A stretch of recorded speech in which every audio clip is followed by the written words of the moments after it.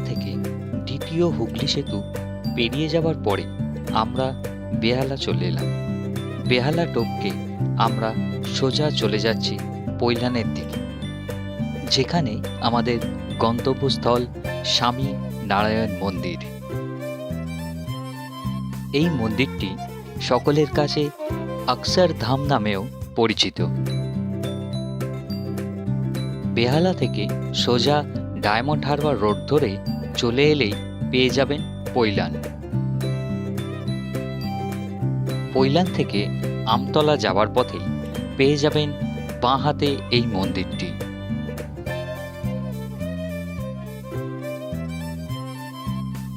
আমরা আর বেশি সময় নষ্ট না করে এগিয়ে গেলাম মন্দিরের ভিতরের দিকে।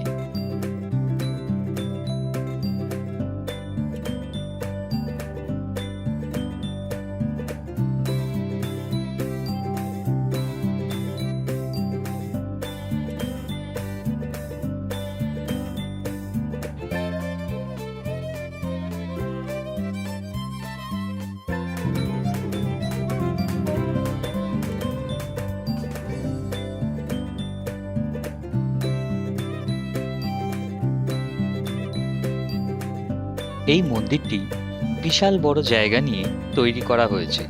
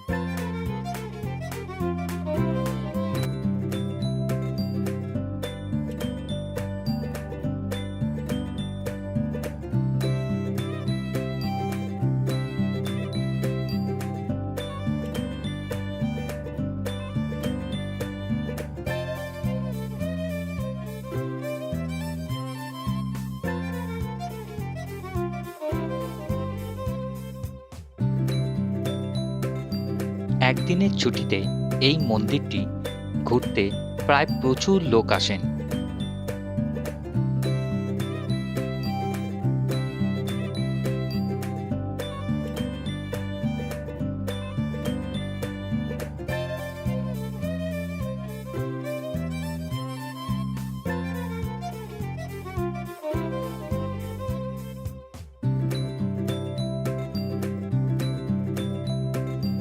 আমরা আর বেশি সময় নষ্ট না করে এই সিঁড়ি দিয়ে মূল মন্দিরে প্রবেশ করলাম।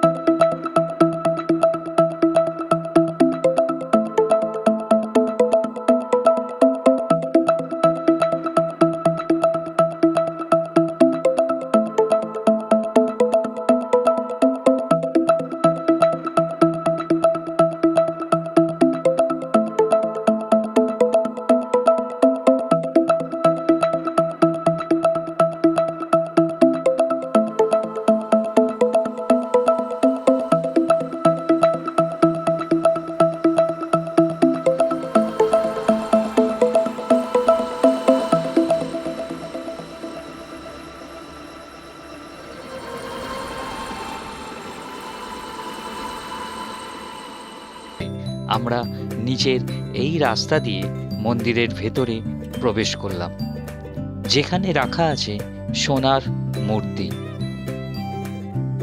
ভিতরে ক্যামেরায় ছবি তোলা নিষেধ বলে আপনাদের সোনার মূর্তিটি আমি দেখাতে পারলাম না।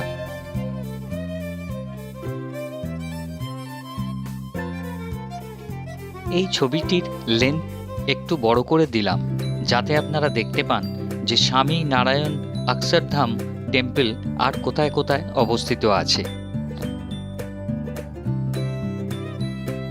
মন্দির ভালোভাবে দর্শন করার পর আমরা বেরিয়ে পড়লাম ডায়মন্ড হারবারের উদ্দেশ্যে।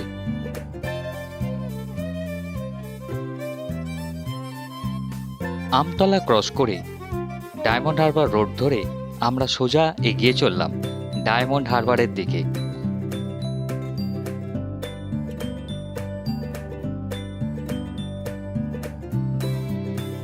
আমরা এখন এসে পৌঁছলাম ডায়মন্ড হারবার, যেখানে প্রচুর মানুষ পিকনিক করতে আসেন এই নদীর পাড়ে।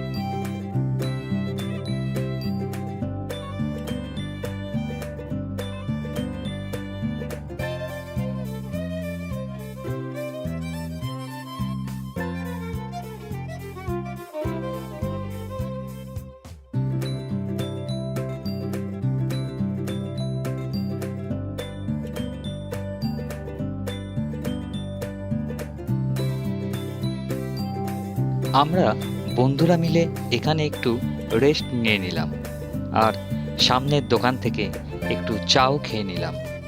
তারপর আমরা বেরিয়ে পড়লাম আবার আমাদের বাড়ির উদ্দেশ্যে।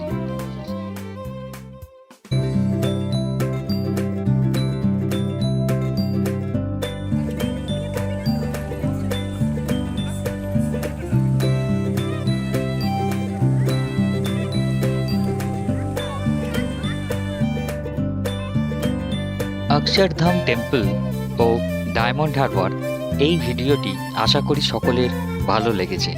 দেখা হবে নেক্সট ভিডিও। ধন্যবাদ।